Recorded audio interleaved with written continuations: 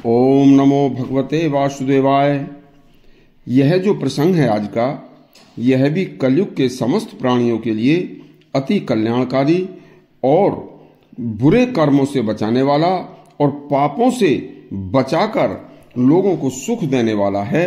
यह प्रसंग भी वैशंपायन जी ने भीष्म पितामह को और भीष्म जी ने राजा युधिष्ठिर को और राजा युधिष्ठिर ने परीक्षित को कल्याण के लिए ही सुनाया था। देखिए, यह सर्व समाज के लिए अति हितकारी प्रसंग है। तो सुनिए, भीष्म जी ने कहा कि हे युधिष्ठिर, जो मैं प्रसंग तुम्हें सुनाया है, तुम कलिकाल के राजा होगे। परीक्षित, तुम कलिकाल के राजा होगे। तुम्हारे राजा होते ही यह प्रसंग आपके बहुत काम आएगा। कलयुग शुरू होते ही मनुष्यों की बुद्धि कलिकाल के दुष्प्रभाव से दूषित होनी शुरू हो जाएगी, तो लोग पाप कर्मों में लीन हो जाएंगे।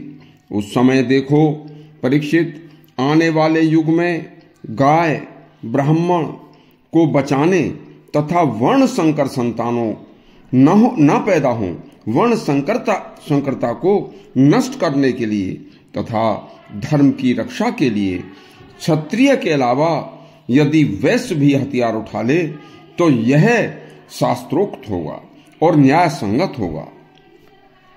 देखिए, मदिरापान, ब्राह्मण की हत्या, गुरु पत्नी से गमन, गोहत्या का प्रायश्चित तो स्वयं प्राण देकर ही संभव है। इस जघन्य पाप का प्रायश्चित शास्त्रों में नहीं लिखा। दूसरे का सोना छीनकर अगम्या स्त्री से गमन करना, किसी ब्राह्मण स्त्री से गमन करना, मदिरा पान करके अशोभनीय बर्ताव करना, कमजोर व निर्धन व्यक्तियों को सताना, इन महापापों से जो बच सकता है तो 12 वर्ष तक जंगल में रहकर केवल पत्ते खाकर तपस्या करने से, प्रायश्चित करने से पाप मुक्त हो सकता है। गुरु पत्नी या किसी कुंवारी कन्या से बलपूर्वक दुष्कर्म का प्रायश्चित लोहे की प्रतिमा को लाल गर्म करके उससे चिपटकर आलिंगनबद्ध होकर अपने प्राण त्यागने से इस पाप से मुक्त हो सकता है, वरना नहीं। यदि कोई कुंवारी कन्या स्वयं अपनी इच्छा से चरित्र भ्रष्ट होती है तो उसके चरित्र को बिगाड़ने वाला भी ब्रह्म हत्या के बराबर पाप का भागी माना जाएगा। उसे 200 वर्षों तक प्रेत योनि में रहकर कष्ट भोग कर भटकना पड़ेगा। फिर 1000 वर्ष तक उसे घोर नरक में दुख भोगना पड़ेगा। गर्भ की हत्या करने वाला यदि जीवित ही अग्नि में कूदकर अपने प्राण त्याग दे तो ये प्रायश्चित है, वह गर्भ हत्या के पाप से छूट जाएगा।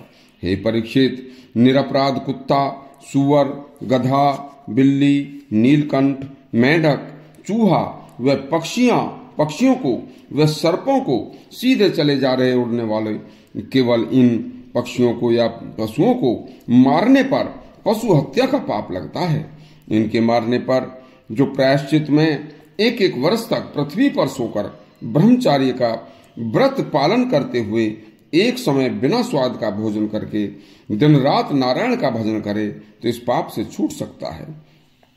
श्रोत्रिय पराई स्त्री के साथ केवल भ्रमण करने तथा उसके संपर्क होने पर 5 वर्ष तक और किसी पराई स्त्री से व्यभिचार करने पर 10 वर्ष तक, देखिए, प्रायश्चित करके जमीन पर सोकर 1 वर्ष तक, 5 वर्षों तक बिना स्वाद भोजन करके और नारायण का जप करे।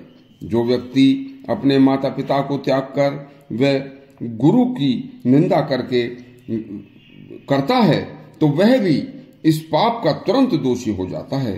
जो स्त्री अपने पति को छोड़कर दूसरे मनुष्यों के साथ व्यभिचार करती है, उस उल्टा नारी को राजा का धर्म है कि मैदान में कुत्तों से नोचवा दे। पराई स्त्री से व्यभिचार जो करेगा उस व्यक्ति को लोहे की खाट को गर्म करके उस पर लकड़ियां लगाकर उसमें आग लगा दे, जिससे वह जिंदा ही का पापी कष्ट सहते हुए जलकर राख हो जाए।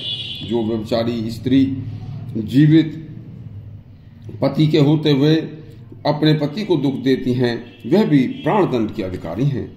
देखिए, यह कर्म भी राजा को करने चाहिए। इस तरह के और अति शास्त्रोक्त और कल्याणकारी प्रसंग सुनने के लिए हमारे चैनल को सब्सक्राइब करें तथा घंटी अवश्य दबाएं। धन्यवाद।